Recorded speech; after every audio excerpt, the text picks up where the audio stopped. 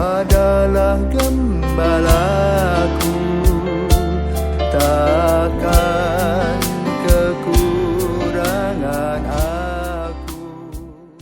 Ya namamu Maria, Bunda yang ku cinta, merdu menawan hati segala anakmu.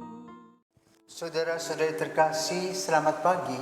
Salam jumpa lagi dalam Sabda Siap Saji 24 Mei, di mana kita memperingati Santa Perawan Maria, Bunda Gereja. Santa Perawan Maria, pelindung umat Kristiani. Marilah kita berdoa karena Bapa dan Putra dan Roh Kudus. Amin.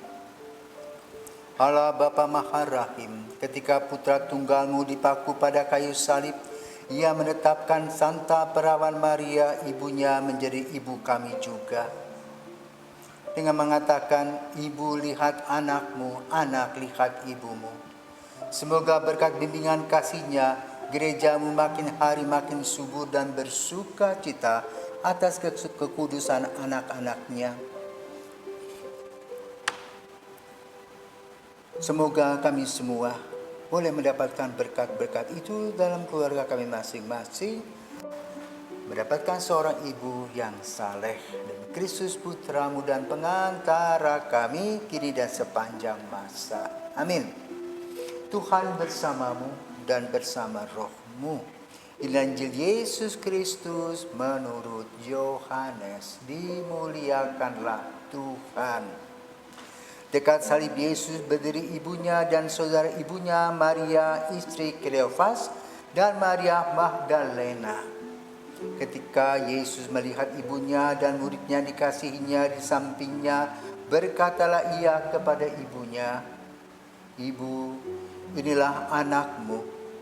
Kemudian katanya kepada muridnya, "Inilah ibumu." Dan sejak saat itu murid itu menerima dia di dalam rumahnya. Sesudah itu, karena Yesus tahu bahwa segala sesuatu telah selesai, berkatalah Ia supaya genaplah yang ada tertulis dalam kitab suci, "Aku haus." Di situ ada suatu bekas penuh anggur asam. Maka mereka mencucukkan bunga karang yang telah dicelupkan dalam anggur asam pada sebatang hisop, lalu mengunjukkannya ke mulut Yesus. Sesudah Yesus meminum anggur asam itu, berkatalah Ia, "Sudah selesai." Lalu Ia menundukkan kepalanya dan menyerahkan nyawanya. Karena hari itu hari persiapan, dan supaya pada hari Sabat mayat-mayat itu tidak tinggal bergantung pada kayu salib. Sebab Sabat itu adalah hari yang besar, maka datanglah orang-orang Yahudi kepada Pilatus dan meminta kepadanya supaya kaki orang-orang itu dipatahkan dan mayat-mayatnya diturunkan. Maka datanglah prajurit-prajurit lalu mematahkan kaki orang yang pertama, dan kaki orang yang lainnya disalibkan bersama-sama dengan Yesus. Tetapi ketika mereka sampai kepada Yesus dan melihat bahwa Ia telah mati, mereka tidak mematahkan kakinya, tetapi seorang dari antara prajurit itu menikam lambungnya dengan tombak, dan segera mengalir keluar darah dan air.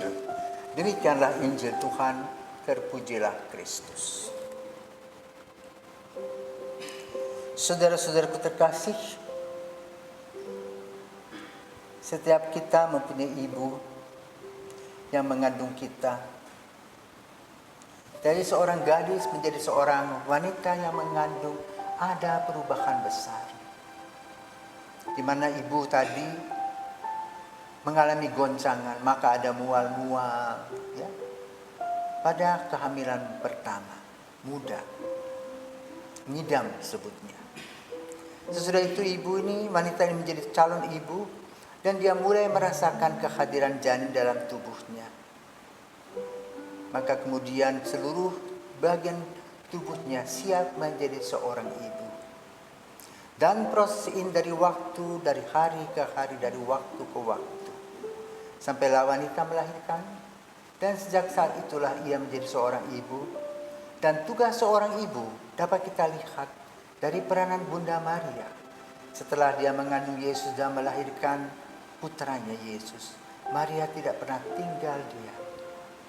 Sama seperti ibu-ibu kita. Ketika anaknya disalibkan, Maria mengikutinya dengan air mata dan kepedihan. Bahkan dia memberanikan diri berdiri di kaki salib bersama Yohanes. Dan terjadilah dialog yang kita dengarkan dalam Injil pada hari ini. Ibu lihat anakmu, anak lihat ibumu. Dan sejak saat itulah Yohanes bersama dengan ibu Yesus. Kasih seorang ibu tidak pernah putus.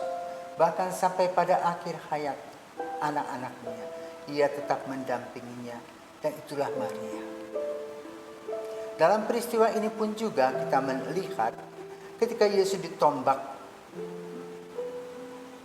keluarlah darah dan air yang menggambarkan kekudusan dan pengorbanan. Dan orang yang kena kecipratan air dari lambung Yesus tadi, Kleopas, yang tadinya berabun bisa melihat kembali.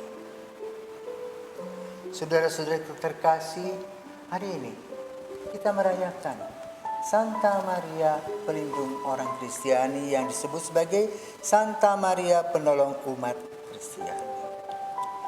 Itu disebabkan apa? Ada sebuah pengalaman dari Santo Yohanes Don Bosco. Anak ini sejak kecil rupanya sudah berdekatan dengan Ibu Maria.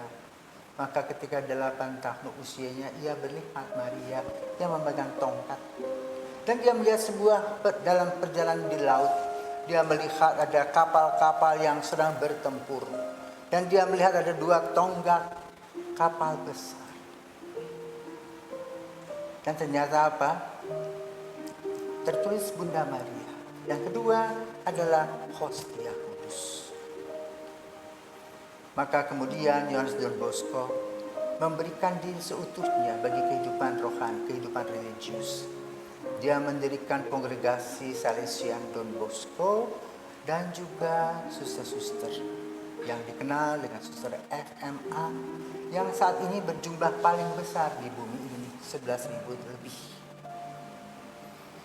Semangat Bunda Maria telah memberi warna mereka. Apa semangat Maria? Aku ini hamba Tuhan, jadilah padaku menurut perkataanmu. Menjadi pelayan, melayani Yesus. Sama seperti Paulus menyebut diri servus servorum, pelayan dari para pelayan.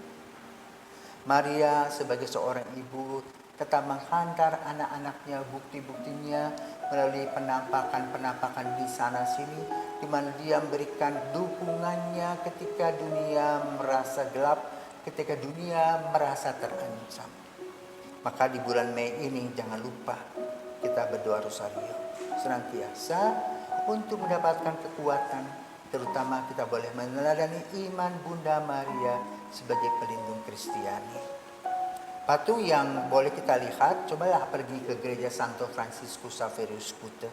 Di seberang Lipo Mall itu, di sana ada Bunda Maria dengan tongkatnya.